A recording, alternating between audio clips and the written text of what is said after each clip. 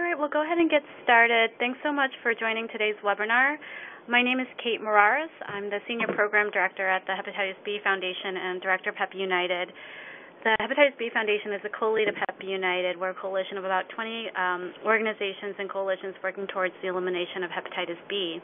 So on behalf of Hep United, I wanted to thank everyone for joining today's webinar on national strategies for combating viral hepatitis. As a collaborative effort with the White House Initiative on Asian Americans and Pacific Islanders, we're really excited to present you with today's webinar focusing on national efforts and stakeholder collaborations to inform the national viral hepatitis policy agenda and address hepatitis health disparities. Joining us as your presenters today are Chris Harley, Senior Policy Advisor with the White House Initiative on Asian Americans and Pacific Islanders, Corinna, Viral Hepatitis Policy Advisor at the Department of Health and Human Services, Ryan Clary, Executive Director of the National Viral Hepatitis Roundtable, and Isha Weerasinghe, Hepatitis Policy Fellow at the Association of Asian Pacific Community Health Organizations, or APCHO. Before we get started, I wanted to review a few housekeeping items and let you know how you can participate in today's webinar. Please note that all attendees are in listen-only mode and will be muted during the presentations. You may submit questions in writing during the presentations by typing them in the chat box at your lower left-hand corner of your screen. Please indicate to whom the question is directed, and then we'll be reviewing them as they come in, and then we'll open up the line during the Q&A period after the presentations. And today's webinar is being recorded. You will receive an email with a link to view the recording after the webinar. And lastly, before I move on to the presentations, I wanted to share a little bit about Hep United. Hep United is a coalition, a national coalition, to address the public health challenge of hepatitis B, the leading cause of liver cancer and a major health disparity among Asian Americans and Pacific Islanders. Our goal is to support and leverage the success of local community coalitions across the U.S. to increase hepatitis B awareness, screening, vaccination, and linkage to care for all Americans, in particular for API populations who are disproportionately impacted. We're excited to present today's webinar and future webinars as a way to highlight priorities in the field of hepatitis B.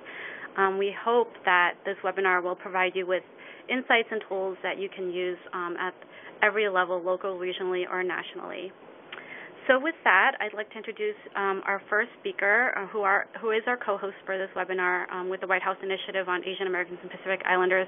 Chris Harley leads the initiative's health policy, workforce diversity, Hmong farmers, and health salons interagency working groups. Chris has extensive program and policy advocacy experience, having worked in the nonprofit and state government sectors on issues of healthcare, immigrant rights, and economic justice for over 10 years. And Chris, I'll turn it over to you to talk a little bit more about the initiative. Great. Thanks, Kate. Can everybody hear me okay? Yes. Yes. Okay. Wonderful. I just want to, thank you very much for letting me be a part of this webinar. The initiative is so happy to continue to partner with Hep United on all of their work, and I want to congratulate Hep United for their efforts, particularly to organize community advocates and uplift the concerns of this community. And so, thank you for this opportunity. Next slide. So, just to give a brief background, the White House Initiative on Asian Americans and Pacific Islanders was created via an executive order under President Barack Obama. And our mission is to improve the quality of life and opportunities for Asian Americans and Pacific Islanders by facilitating increased access to and participation in federal programs where they remain underserved. And so there are two main things that I just wanted to share with the viral hepatitis advocates on this call regarding the work that the federal government has been doing to improve the health status of people living with chronic hepatitis. Next slide. And one of the major ways that we've been able to leverage our position within the federal government and to work is through working with the interagency working group, which is comprised of 24 federal agencies that are members of this interagency working group and who have committed to ensuring that their programs are more accessible and made available to the AA and NHPI communities. Next slide. And the major way that we've been able to do this is through their agency plans. So the executive order that created the White House initiative also requires each agency to create a plan that is intended to increase participation and access to federal programs and services for underserved Asian Americans and Pacific Islanders. And broadly speaking, these plans focus on a number of cross-cutting issue areas, including capacity building, data collection and disaggregation, language access, and workforce diversity. And under these cross-cutting issue areas, the agencies have been asked to identify targeted goals, provide status of progress, and demonstrate how they're making tangible impact on achieving initiatives that will increase these capabilities. And I wanted to, in particular, draw attention to the fact that the U.S. Department of Health and Human Services has submitted such an agency plan this year, and that this plan by HHS, as well as the other agency plans, are available for community feedback. So as part of our effort this year, the initiative released an innovative community feedback module where the public has the opportunity to like certain parts of these plans and to provide comments on particular goals and benchmarks within these plans. And it's a way to give the agencies a sense of how the community is responding to the proposals that they put forward, whether or not these are the goals that the community feels is going to achieve the steps that are necessary, or if there are additional areas for the agency to pay attention to. So we're asking that between now and May 31st that you visit aapi.ideascale, ideascale.com to provide feedback on the agency plans. And what's important about the HHS plan is that there are actually a couple of areas where hepatitis B is called out in the agency plan. So, for example, there is a goal in the HHS plan for the Hawaii Department of Health to increase their capability of tracking chronic diseases. There are estimated targets that the agency has set a goal for increasing testing for hepatitis B viruses in individuals, and also in regards to increasing capacity of community-based organizations that are advocating around hepatitis B. And many of these fall within the action plan that Corinna will be going over later in this webinar, but I did want to note that this is really an opportunity for the community to let HHS know if they're on the right track and to give them kudos for the work that they're doing. And so I do just wanted to take that moment to pause and really encourage you to visit this website, aapi.ideascale.com, to provide feedback on the HHS plan, and then also to take a look at the other agency plans that are out there. Next slide. And the second area I just wanted to spend a moment to really emphasize is the work that the initiative has been doing around health equity. Next slide. Obviously, we know that the Asian American, Native Hawaiian, and Pacific Islander community experiences a wide range of health disparities, the most important for these purposes being the disparity in chronic hepatitis B. And that's the first statistic, and I think you are all probably much more well-versed in this particular statistic than I am. But, you know, what we understand is that the reason these health disparities exist is that there are barriers that the AA and NHPI community experience related to immigration status, language barriers, cultural differences, and lack of health insurance that contribute to our community reporting that they are the least likely to have seen a doctor in the past year over any other race or ethnic group. In fact, in the most recent count, 24.7% of Asians and 37.4% of Native Hawaiians and other Pacific Islanders have reported no office visits to a doctor or other healthcare professional within the last year. Next slide.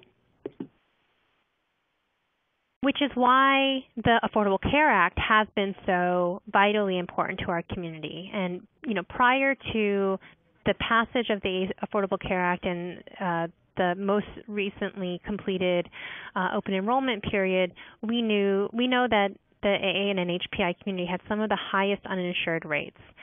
Korean Americans, 1 in 4 lacked health insurance. 1 in 5 Vietnamese Americans lacked health insurance, and 1 in 3 Native Hawaiians and Pacific Islanders.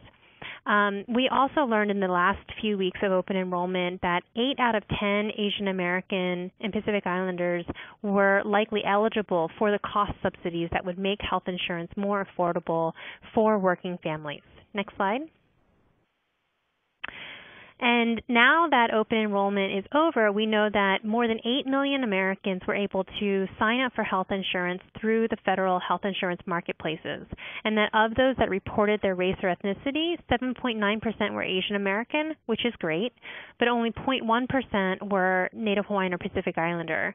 So that means that we continue to have a lot of work that we need to do to make sure that the Asian American, Native Hawaiian, and Pacific Islander community is benefiting from the Affordable Care Act, but also using this time, now that the open enrollment period has ended, to ensuring that those individuals who did sign up and were able to access health insurance now are able to understand how to use it and then do use it to go see their doctor for the preventative care services that the Affordable Care Act now makes free of charge, including hepatitis B screenings.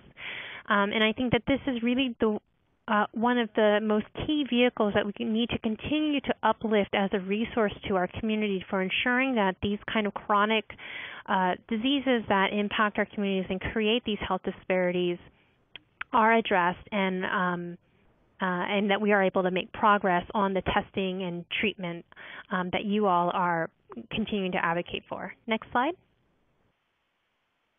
And so the last thing that I just want to say about that is that this is also the opportunity to continue to share stories about the Affordable Care Act and how it makes a difference in the lives of the individuals who are able to get health insurance. The picture that you see here is of actually the mother of one of our interns who signed up for health insurance through the Affordable Care Act in Minnesota.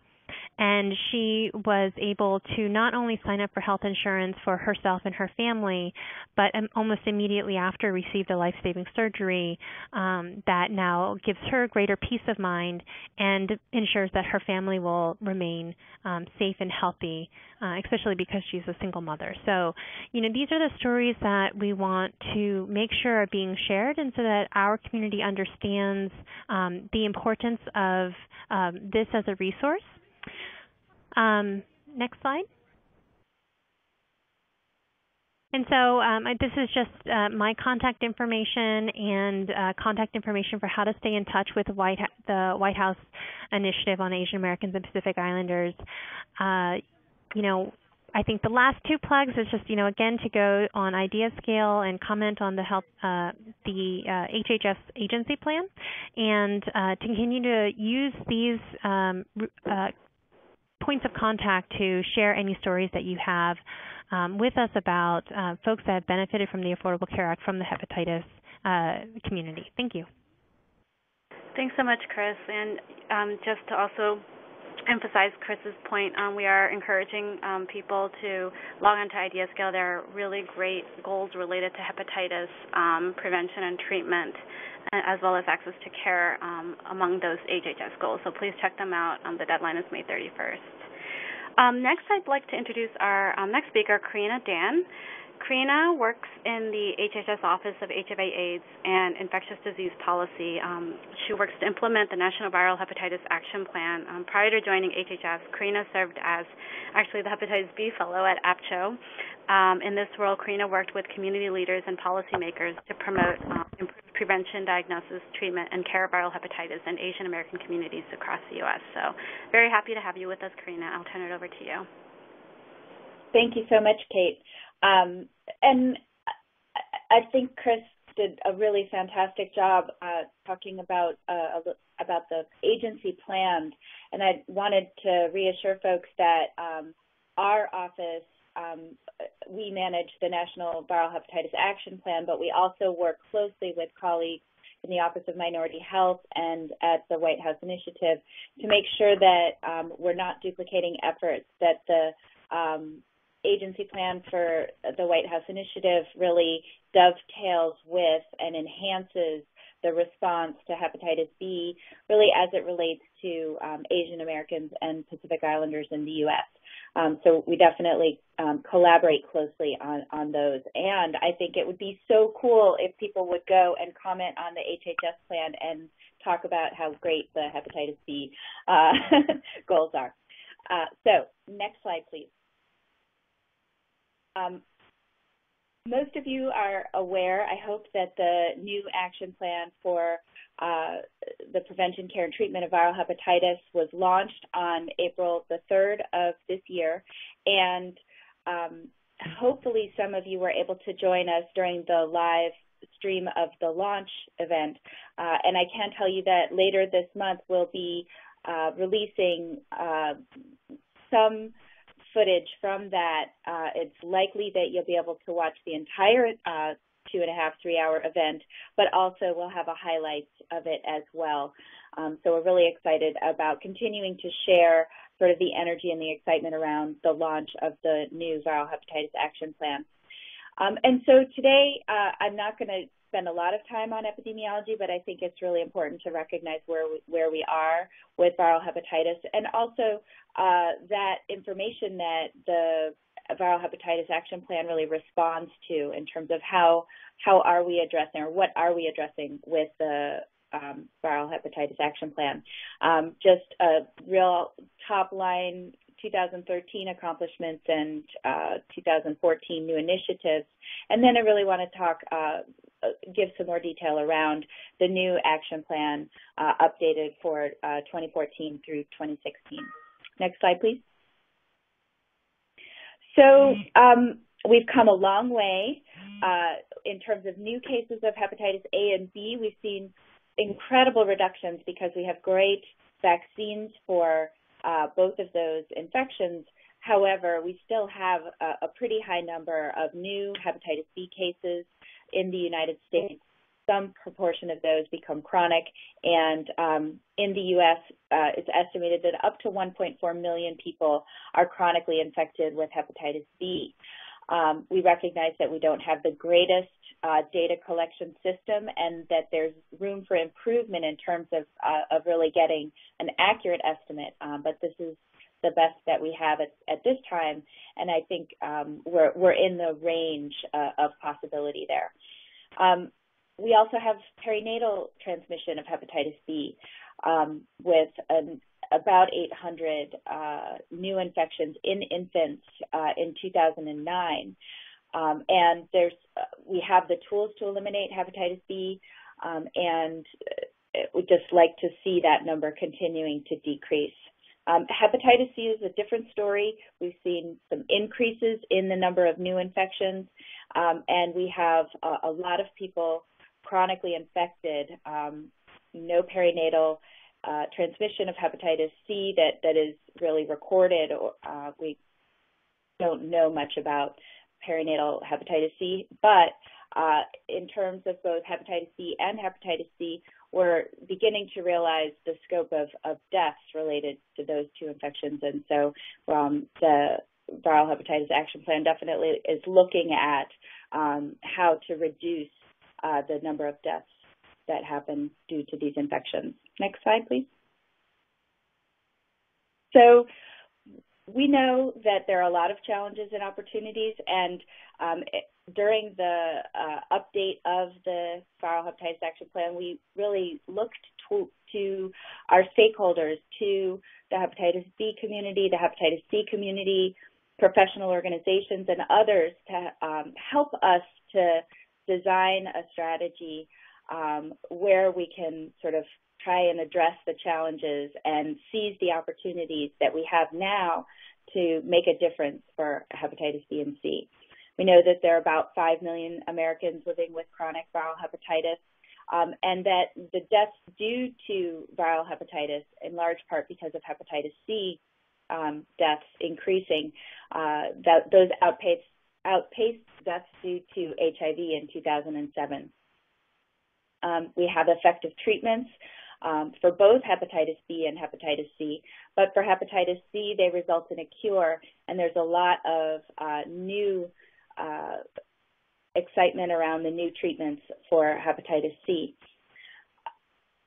We have aligned testing recommendations for hepatitis C, and as will be discussed later on, new hepatitis B testing recommendations are expected out soon.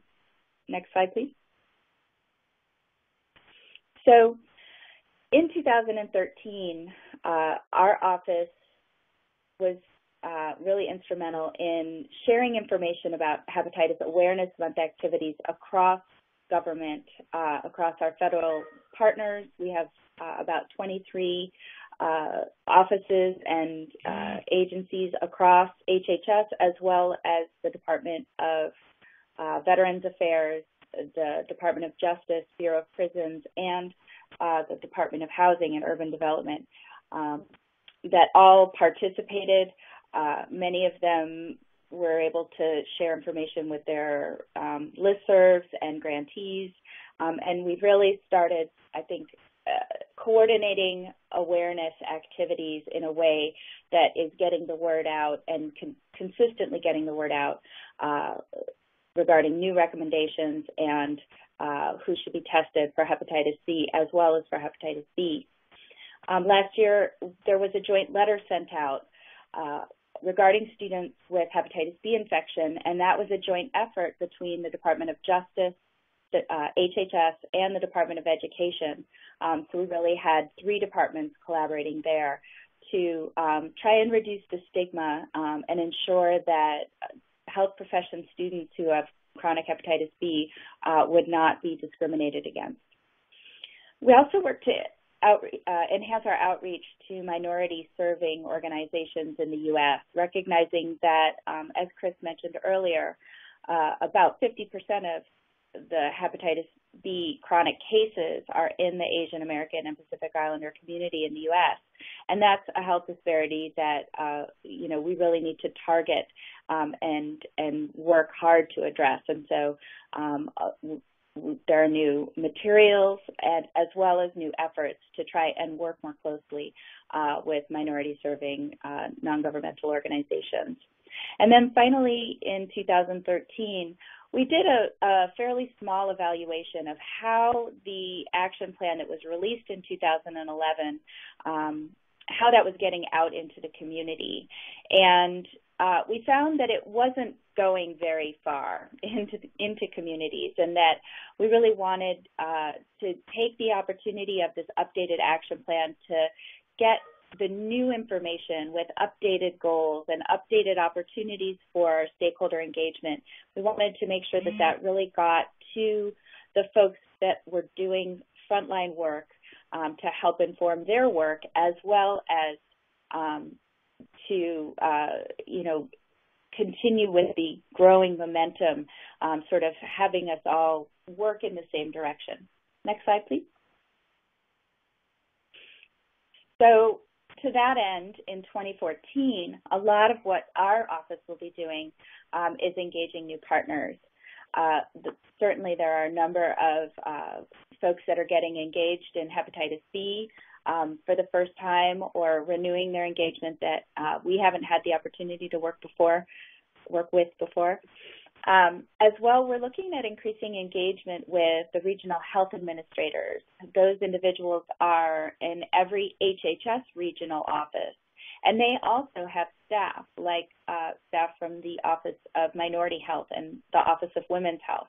So there are a lot of opportunities to try and harness their leadership and their bully pulpit when they go to events or participate in leadership activities, to have them help us share information with the public health community and with the provider community and with the decision makers in the state, the opportunities around viral hepatitis. We hosted a consultation with community stakeholders, again, to, on that theme of greater engagement and collaboration. And we're also looking at where the opportunities are within the ACA. Chris mentioned a couple of them earlier, but there certainly are more opportunities to get folks with chronic health problems like hepatitis B insured, get them tested, get them into care, and get them treatment when they need it. Next slide, please.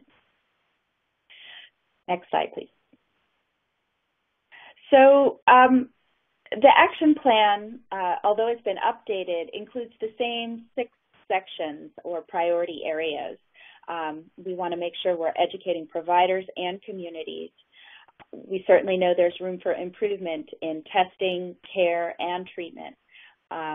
Surveillance needs additional support and attention so that we can really target our efforts and understand how hepatitis B is affecting certain areas of the country or certain populations.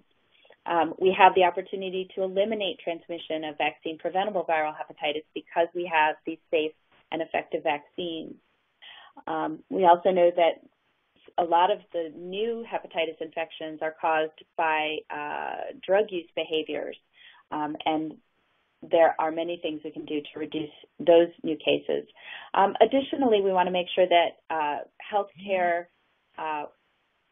providers and healthcare settings are safe, and so really want to look at protecting patients and workers from healthcare-associated viral hepatitis. Next slide, please. The goals of the action plan, even though the action plan spans through 2016, the goals are looking to 2020. And those goals include increasing the proportion of people who are aware of their hepatitis B infection, as well as the folks who are aware of their hep C infection. We'd like to reduce the number of new hepatitis C infections and also eliminate mother-to-child hepatitis B transmission. Next slide. And as we sort of collected information from stakeholders and ideas on how to enhance and update the Viral Hepatitis Action Plan, it became very, very clear that there is a lot of energy and a lot of expertise out in the community. And we can't expect that a federal plan with only federal input will be as successful as one that includes the greater community of stakeholders. And so we're really working with this new action plan to involve more and more stakeholders from different sectors. And I think the hepatitis B community has done a really great job of interfacing with the business community, interfacing with pharmaceutical industry partners, as well as with nonprofit and federal and state and local governments. So we want to continue that. We want to foster more of that within the community. And the action plan really is a framework and a way to focus those efforts. Next slide, please. So one of the ways that we thought we could help our stakeholders is to develop a brief workbook. It's really based on the structure of the action plan, and it provides an opportunity for stakeholders to have discussions about their role in achieving the goals of the action plan. It asks a series of questions for discussion and provides an opportunity for folks to really discuss what they can do themselves, what their organization may be able to do, who they should be partnering with, and some of the other details that can help with community planning. We'll be releasing the Stakeholders Workbook in the next couple of weeks. It's almost final and ready to post, and we'll certainly let folks know that it's available and look forward to working with Hep B United and others to use this stakeholder workbook and to collaborate on realizing the goals of the National Viral Hepatitis Action Plan. Next slide, please. So I hope that I've conveyed the excitement that we have around this new action plan. We're really, pushing to engage more folks. There's a lot of opportunity, a lot of energy right now around hepatitis B and hepatitis C. Our office will continue to provide reports and blogs and updates at our website, which is on the bottom of this slide. And next slide, please. I appreciate all of your time and look forward to working with you. Thanks. Thanks so much, Corinna. We are super excited about the action plan and the workbook, and we actually are looking forward to using the workbook ourselves at our next convening. Speaking of stakeholders, we are now going to turn it over to two important national stakeholders in the hepatitis policy arena. First, I'd like to introduce Ryan Clary. Ryan is the Executive Director of the National Viral Hepatitis Roundtable, which is a coalition of over 250 organizations around the country working to end the hepatitis B and C epidemics. Before taking over as Executive Director on March 1st of this year, Ryan was the Public Policy Director and oversaw NVHR's federal policy and advocacy activities. He's worked in the viral hepatitis and HIV fields for over 20 years. Thanks, Ryan. Turning it over to you. Great, thanks so much, and many thanks to Hep B United for inviting NVHR to participate. We have a long history working with Hep B United, strong partners in federal advocacy, and I really appreciate being able to talk with everybody today. I'm going to switch gears a little bit and talk really specifically about how the Viral Hepatitis Action Plan is really a blueprint for advocates. I think we all know that the action plan, and Corinna laid it out so nicely, provides an opportunity for implementation in so many ways, whether it's guiding program development or developing awareness activities, but it also really serves as a great tool for us as advocates to be able to really lean on our leaders in federal, state, local government to provide the resources and the leadership that we need to end the hepatitis B and the hepatitis C epidemics. And I want to say, first of all, that I think all of the great policy gains that we've seen in the last couple of years, and there have been so many, whether it's the U.S. Preventive Services Task Force's recommendations on hepatitis C and in hepatitis B, as we'll hear about later, or some great work we're doing around Medicare and hepatitis C testing, or even having our outgoing HHS Secretary of Health and Human Services, Kathleen Sebelius, show up at the launch of the most recent version of the action plan to show the federal government's strong commitment to viral hepatitis. That really has come because of the action plan. The first version released 3 years ago, and the updated version, without that leadership from Corinna and Ron and Michelle in HHS, of really pulling together all the stakeholders to create what is really the federal government's plan, I don't think we would have these successes. So I want to pass along those thanks. And I also want to say that it provides such a great tool for advocates because now we get to go to our elected officials and administrative officials, and we're not just saying this is our plan as advocates, which would have been great, but we actually get to say this is your plan. This is the federal government's plan. So what are you going to do to make sure we implement the goals and objectives in the plan? Next slide, please.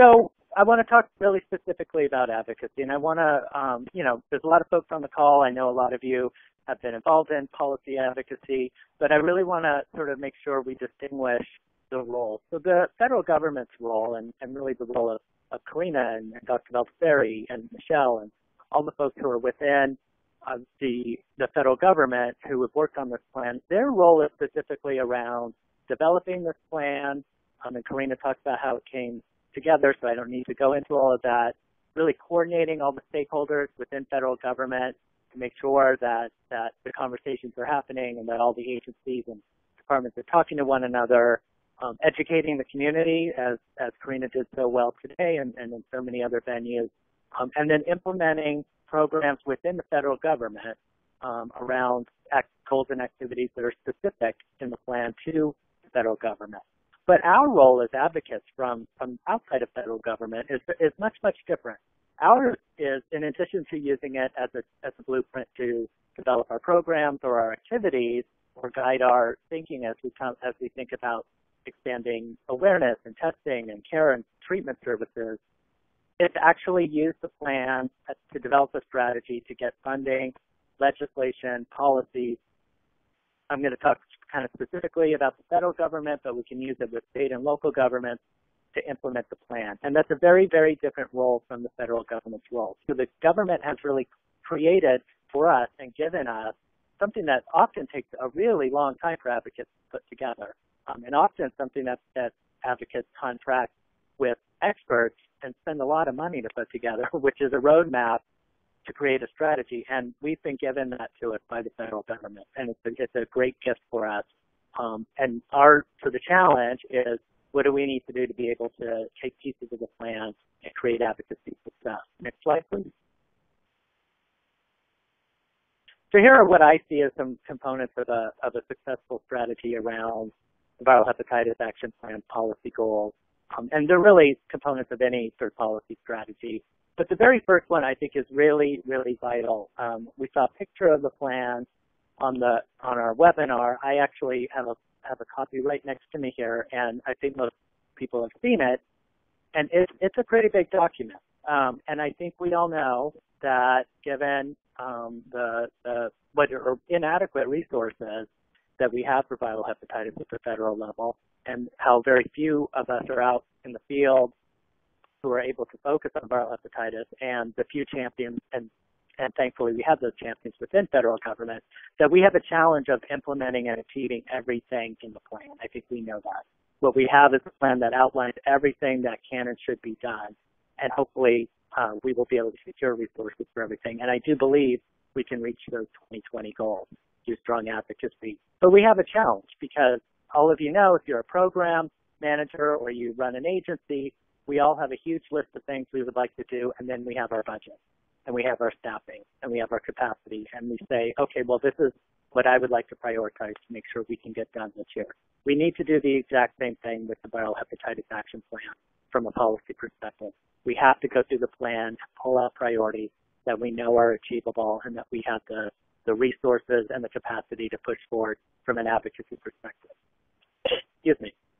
We also really need to use the expertise and advice of people like Corinna and others within federal government who have so much information to give us that they've given us in the plan, and they have more to give us, and use that appropriately. There are limits and there are roles and boundaries of what federal government employees can and can't do around advocacy. We need to respect that, but really know that they're a tremendous source of resource and information that we can have to advance our agenda.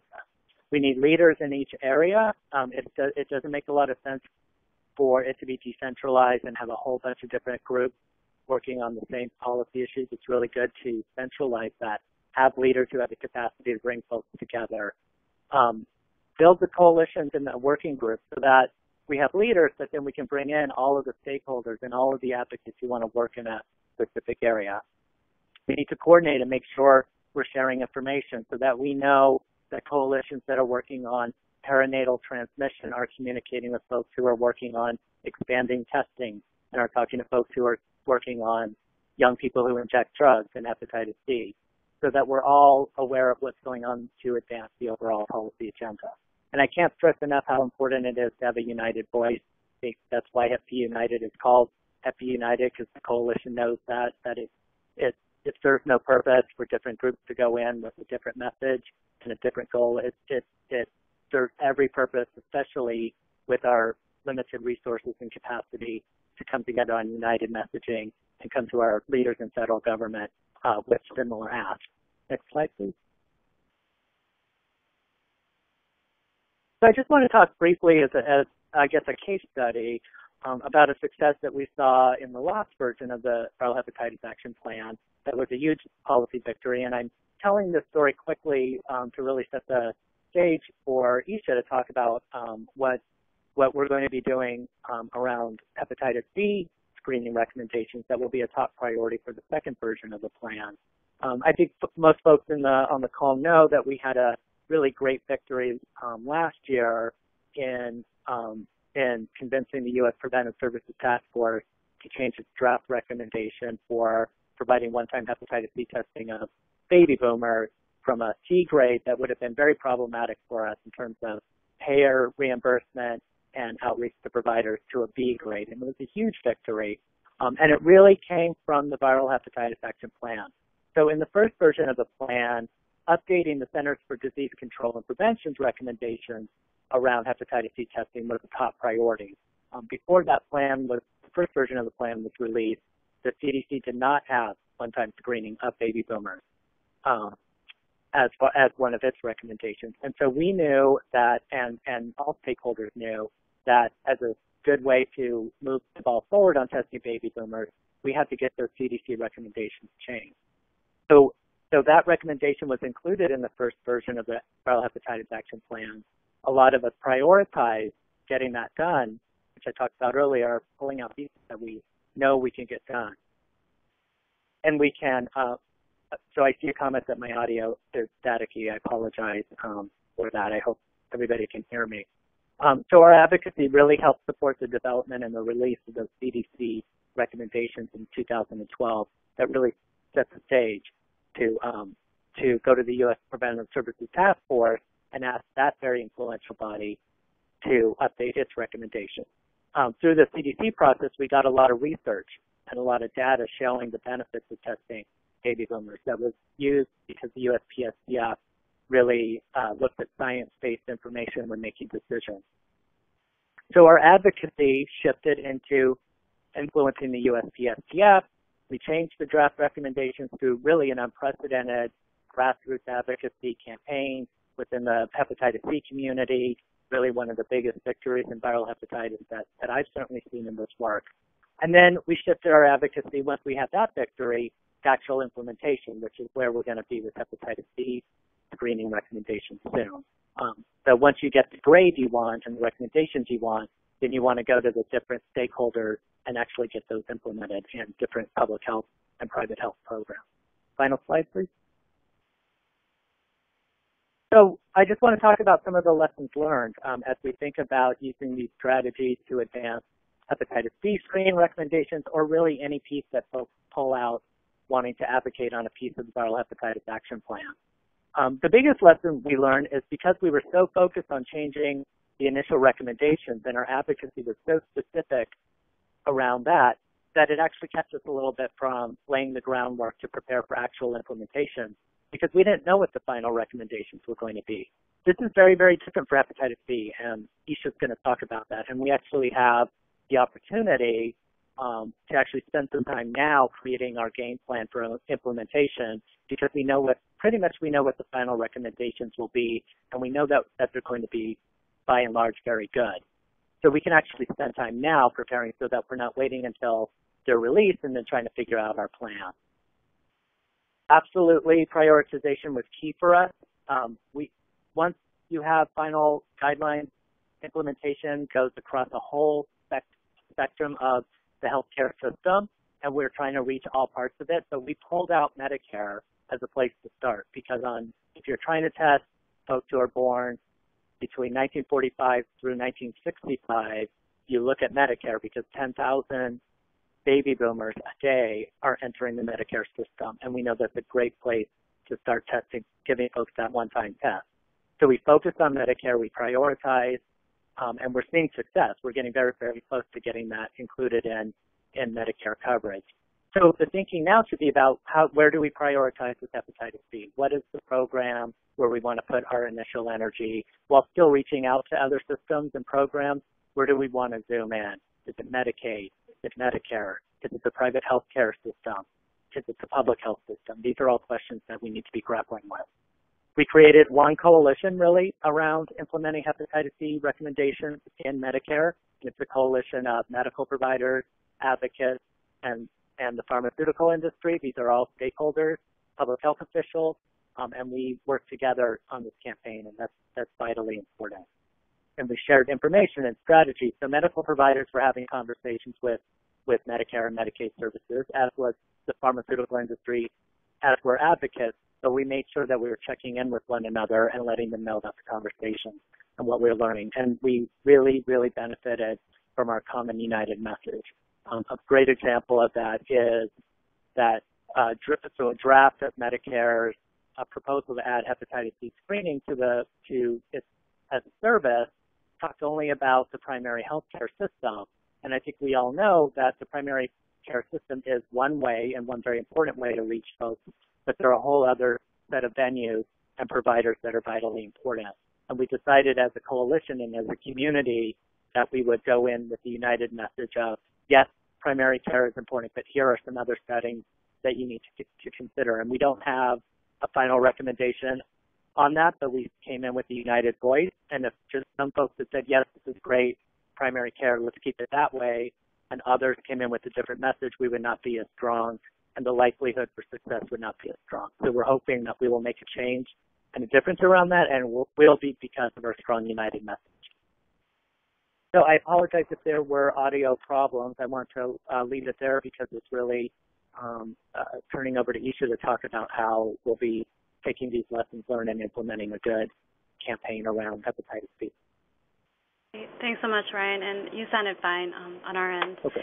And thanks for that nice setup as we transition to Isha Weerasinghe, who will be sharing more information about hepatitis B. This is a quick introduction of Isha. Isha is the Hepatitis B Policy Fellow with APCHO. She works with local and national partners to help ensure that Hep B is a national priority. Prior to APCHO, she worked at NYU's B Pre-Seed, the Center for Excellence for Hepatitis B Disparities, and it was a CDC-funded effort, and she worked on community-based participatory research to increase Hep B screening levels and decrease stigma in Korean and Chinese communities in New York City. So happy to have you, Isha. Thank you, Kate. I'm really excited to be on this call. Just from listening to Chris's, Corinna's, and Ryan's presentations, it really shows how far we've come in the viral hepatitis space and how much work there is to do, but that we're gaining a lot of traction, and I'm really excited for the years ahead. So just to give you a little bit of background, APCHO is one of the co-founders of Hep B United, so I'm going to talk to you briefly or overall about hepatitis B policy issues, and then go into next steps, and then briefly talk about what Hep B United is doing in terms of the plan as well. Next slide, please. So actually, you can go to the next slide. So just to start, this is just an overview of some of the major issues that we're working on in the national advocacy space. As Ryan had alluded to as well, it's when we look at the plan definitely gives us opportunities to think about how to work on the state and local side as well. But for because of time and because just to be as clear as possible, I'm going to focus on national advocacy, but that doesn't mean you can't contact one of us about state and local advocacy in the future. So the first thing, and Ryan had talked about this, was to really work on the U.S. Preventive Services screening guidelines for hepatitis B.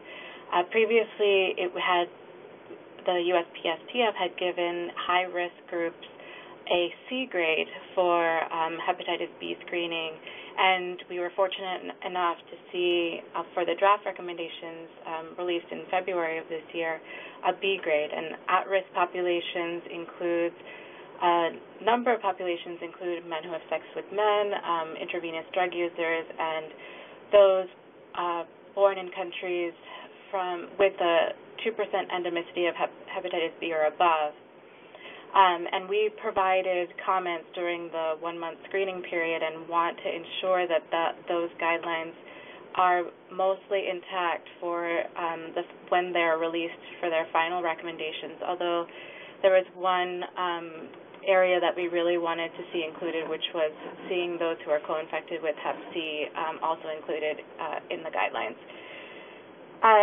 Along with that, we are legislatively, we've been working on fiscal year 15 appropriations and also on the Viral Hepatitis Testing Act. And then I just put partnerships there because we're constantly working within HHS to build partnerships, and then within the viral hepatitis space with Hep C advocates as well, and then also outside of the hepatitis space just to ensure to increase awareness and therefore also further activities of the plan as well.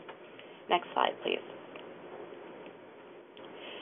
So I went into the specifics in terms of the task force recommendations. As Ryan had mentioned as well, we're waiting for the final recommendations, and we really need to use this time to plan what this means because we have some time, and we're hoping that there will be at least a B recommendation. What that means is with a B recommendation or above under the Affordable Care Act, there will be no cost sharing for those in private plans and those who are in states with expanded Medicaid.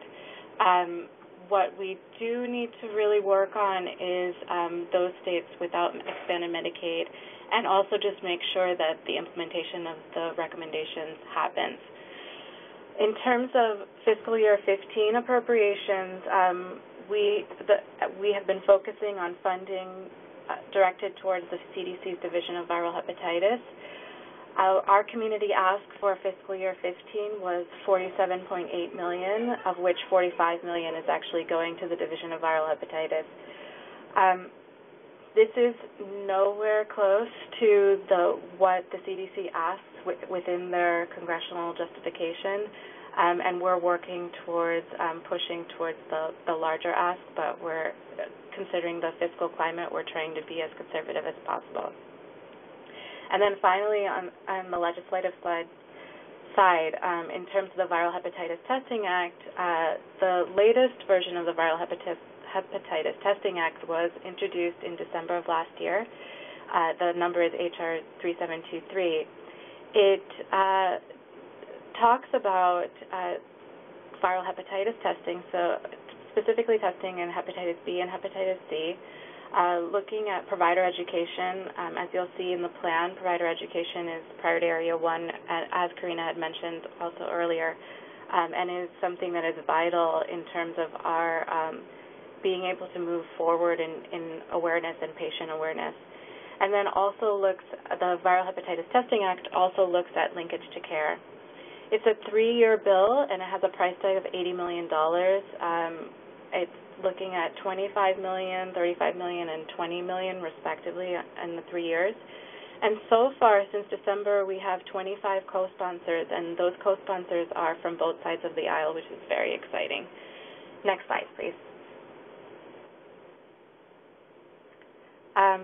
Sorry about the formatting there. So I just wanted to show about how these aspects in policy are related to the updated action plan, as I alluded to a little bit earlier. So in terms of the task force guidelines, if they become finalized in their B or above grade, we have the ability to really push that in the context of priority area 2 of the updated action plan, which is improving testing, care, and treatment to prevent liver disease and cancer.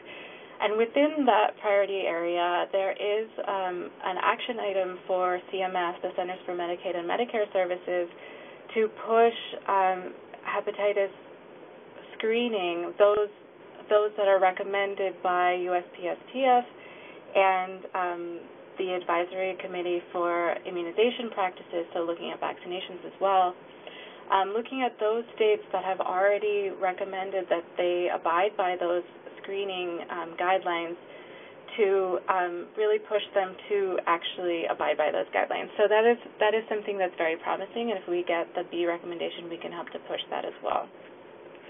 In terms of the viral hepatitis testing bill, right now, as I mentioned earlier, we do not have enough funding in terms of testing for groups outside of the groups mentioned, even if we are able to get the B grade. So the viral hepatitis testing bill helps to supplement the testing that could be provided through the ACA, and that helps to bolster the priority area 2 that's within the plan as well. In terms of appropriations, that $47.2 million price tag could help on a number of areas for the CDC, and in an ideal world, although we do not have enough funding for a national surveillance program, even if we were able to get an even even more funding through the appropriations process, we would be able to get a national surveillance program. But even before that, appropriations could help local departments of health and specifically the adult prevention coordinators to work on local surveillance, which could help bolster a national surveillance effort down the line. Next slide, please. So now that the plan has been released, what do we need to do? And I just need to say that this action plan is a really great framework, as Ryan was also saying, for us to work from. I really have to reiterate that the plan really took our community considerations into consideration, and we need to just work from that to move forward. So we need to advocate for the plan. We need to advocate about, each section of the plan, as Corinna had mentioned, has opportunities for non-federal stakeholders. We need to look at those items, and we really need to advocate for those items. We need to educate others about the importance of testing. Without that, it's really hard to get some buy-in in terms of the USPSTF and other guidelines, and to be able to encourage providers and the community about the importance of testing in hepatitis B and also in hepatitis C. As I mentioned earlier, we really need to work now to plan the implementation efforts for the final recommendations of the USPSTF, since we have a little bit of time. Next slide, please. So as I mentioned in the beginning, I just wanted to mention what Hep United is doing. So as a coalition, we are meeting, as Kate had mentioned. We're convening, and we're going to be working on developing a new strategic plan, and that's going to be based on the current Viral Hepatitis Action Plan to make sure that our community, the local coalition community and the national coalition activities are really aligned with agency activities as well, to make sure that we're working in a parallel line. And then we're also, as part of Hep United, we're also developing an analysis of the updated action plan to discuss how communities, local coalitions, and members' activities can help to bolster and further the goals of the plan. And both of those, both the old analysis and the new analysis will be on the Hep United website. That's it for me. Thank you. Great. Thanks so much, Isha. We will go ahead and open up the line for questions. Feel free to use the chat box at the lower left-hand corner. You can also hover your mouse, if you're on your computer, over My Mood at the top and raise your hand, and we will call on you. We are running short on time, but we will extend by a few minutes to take questions.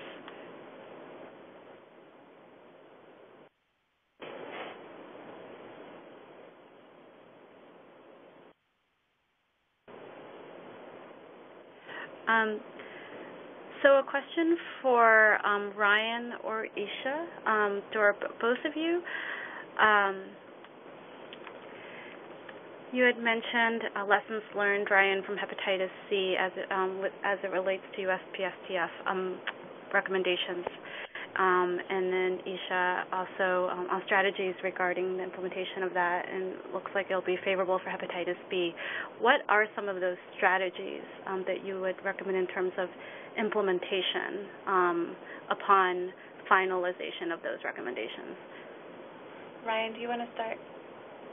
Sure. I'll just say briefly, and then, Isha is really one of the leaders in this area. I know already has plans. I mean, I think we should really be spending time now understanding what the implications are of a B grade and how that fits into the Affordable Care Act in terms of reimbursement. So we know that, for example, expanded Medicaid must provide the service as a preventive service with no copayment, and we know that most of the private insurance plans in the exchanges have to do, or in the marketplaces, excuse me, I'm using old language, under the Affordable Care Act must do the same. Just because they have to doesn't mean that they're going to, and so part of one strategy needs to be creating really good educational materials and meeting with the right people now or soon in Medicaid and with various insurance companies to make sure that they're aware of these recommendations before they come out or soon after they come out, and so that they know that advocates are watching to make sure that they're being implemented. So to me, that would be a really good first step, is really laying that roadmap out around various healthcare systems and making sure that at least the initial education is being done. Yeah, I would just add that, as Ryan said, it's a little bit tricky on the Hep C side. The strategy was really to, as Ryan had mentioned, to really look at Medicare first. We're still trying to explore whether to look at Medicare or Medicaid first, but on the Medicaid side, as I had mentioned, it depends on the state, of course, if there's expanded Medicaid or not. And then I would also say within your state, it depends on whether your state recommends to adhere to the USPSTF recommendations. So if they do, again, like what Ryan said, it doesn't necessarily mean that that is being followed. So we really need to make sure to look closely at that, but it's going to be a little bit sticky and a little bit tedious, but we're working on the planning of that now. Great. Thank you, Isha and Ryan. Any other questions? So feel free to raise your hand or submit a question via the chat box. I do want to let folks know that the presentations will be available on our website, happyunited.org, in a few days, along with a recording of today's webinar.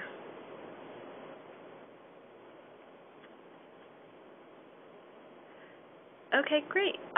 If there are no other questions, we will go ahead and wrap up. I wanted to thank everyone for the rich discussion today. It's a very exciting time for hepatitis in general and the movement, momentum that has been going.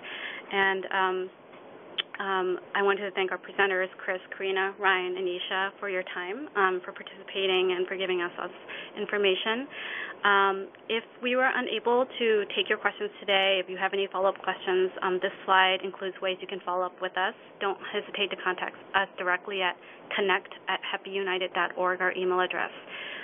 It is also Hepatitis Awareness Month, which I neglected to mention, but Happy Hepatitis Awareness Month. Our website right now has been blacked out to feature Awareness Month highlights, including personal stories and media. So please check that out, as well as hepatitis screening events happening around the country. May 19th is a special day. It's National Hepatitis Testing Day, which is just over the weekend on Monday. For those in the Washington, D.C. area, there will be a congressional hepatitis testing screening event and reception. Thanks again for everyone for joining us today. Look out for an email and actually a short survey as soon as you log off. It's very important that we continue to improve this experience and address any topics that you may be interested in the future. So please take the time to complete that survey. And have a great day. Thanks so much.